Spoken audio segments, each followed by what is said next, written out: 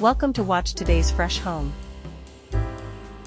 While renovating Randolph House, a single-fronted Victorian workers' cottage, Studio RCA drew on moments of the home's past while carving out a functional extension for a growing family. Worked with restraint in a suburb marked by its heritage value, Randolph House sits in Melbourne's Hawthorne, its neighbours defined by the same 1880s character.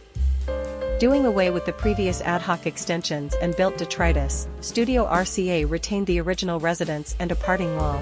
From here, light and space were the priority for the extension, which realizes an ambition to maximize space on a compact site.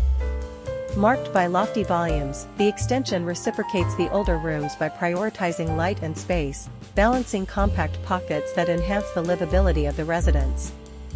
The extension takes on the simple geometric form of the original workers' cottage but increases the complexity of its programming.